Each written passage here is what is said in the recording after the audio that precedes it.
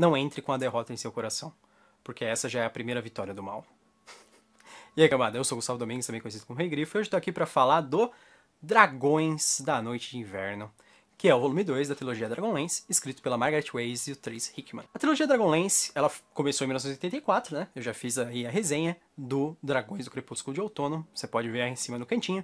E aí, em 1985, saiu a continuação, que é o Dragões da Noite de Inverno. Muito bem, como que continua aquela mega história? Bom, sendo outra mega história também. A principal fraqueza desse livro também é a força dele.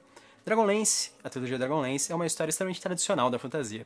É uma história, assim, épica, extremamente épica, que tem um grupo diverso de aventureiros, que tem batalhas gigantescas, que tem facções de elfos, que tem dragões inseridos em um contexto de guerra, que tem armas mágicas, tem todo tipo de coisa que você poderia esperar de uma história de fantasia épica. É o tipo de coisa que você espera? É. Isso é ruim? É ruim no sentido de que talvez seja repetitivo, mas é bom porque é uma coisa familiar, divertida e bem feita. O segundo livro, ele começa imediatamente após o final do primeiro. O grupo, que são os companheiros, eles estão escoltando no início um grupo de refugiados até uma cidade chamada Tarsis.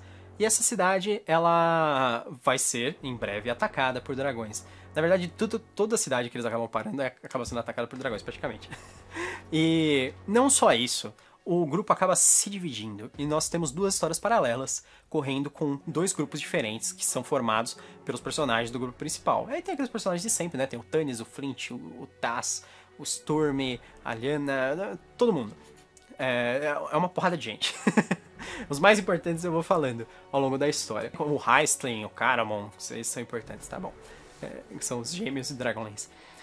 E ao longo da história eles meio que se envolvem no papel de unir os povos para lutar contra a deusa dos dragões, a Tarsis, e também para conseguir os Orbes dos Dragões, que são artefatos malignos que os Senhores dos Dragões estão usando para controlar os dragões, que no caso o Verminard estava usando anteriormente. Eles vão eventualmente atrás das Lanças do Dragão, das Dragonlances, que daí que vem o nome do cenário, etc., que são lanças super poderosas, mágicas, que podem dar a vantagem para eles nessa guerra contra os dragões malignos. Eles percebem que os exércitos eles são divididos por cores, né? Porque os dragões cromáticos, eles são divididos por meio que personalidade, cores, e eles só se dão bem entre si, em geral. Tem os dragões vermelhos, os dragões azuis, os dragões verdes, etc., né?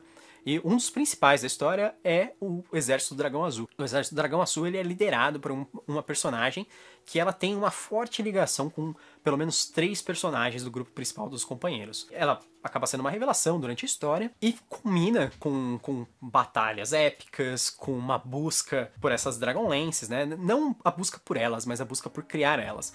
Então, assim, toda a trilogia do Dragões, que é o Dragões do Crepúsculo de Outono, Dragões da Noite de Inverno e Dragões da Alvorada e Primavera, ela conta a história da Guerra da Lança, que é a War of the Lance. Dentro do cenário Dragonlance, essa história se passou no passado, e é uma história extremamente conturbada, violenta, na época que não haviam deuses, que, como eu disse na resenha do primeiro livro, é uma época que os deuses não davam poderes de cura para seus clérigos. Quando aparecem os clérigos novamente, as pessoas estão percebendo que os deuses estão voltando para o mundo, ou voltando a dar atenção para o mundo. Pelo menos Tarsis é a principal ameaça, né? E eles têm que confiar, de certa forma, em Paladine, que é o deus da justiça, que é quem vai ficar do lado dos aventureiros, né? Mas que até agora deu pouca ajuda, né? Nessa grande busca deles. A história ela tem um ritmo extremamente acelerado, acontecem muitas coisas. Tem um personagem se vestido de trupe de palhaço, sei lá, de contrabandista. Tem, como eu disse, disputas entre facções élficas, porque existem rixas antigas, tem facções que elas querem os artefatos para si, para usar só para si, que é o caso dos Orbes dos Dragões, cavaleiros humanos que odeiam elfos odeiam outros elfos, e tem aquela história toda, e nisso tudo o grupo fica sempre preso, né, tentando separar as pessoas. E como passa uma coisa atrás da outra, tem muita coisa acontecendo, eles passam por diversas cidades e locais icônicos dentro do cenário do Dragonlance, e tem batalhas, tem destruição, assim, quando eu digo destruição, eu quero dizer devastação total, assim. Tanta devastação que, assim, tem até uma curiosidade, que a Margaret Weis, ela ficou assistindo documentários sobre os bombardeamentos de nazistas sobre Londres pra saber mais ou menos como seria o ataque de dragões sobre uma cidade, né? Como os dragões lançando seus bafos, né? Suas bolas elementais de energia, que são como se fossem bombas, bombardeando cidades. Então ela se baseou nisso para fazer a devastação de algumas cidades, a descrição e etc. É uma curiosidade que eu acho bem interessante. E demonstra nisso, né? Existe aquele senso de urgência de que o mal está chegando e que as pessoas têm que se unir para lutar contra isso, fazer um esforço final, elas têm que conseguir armas, aliados e todo tipo de coisa. E essa é a história do segundo livro, né? É a luta para conseguir armas, a luta para conseguir aliados, a luta para unir as raças contra a ameaça dos exércitos dragões, dos Senhores dos Dragões. É uma coisa super tradicional, é bem típico da fantasia, mas é muito divertido.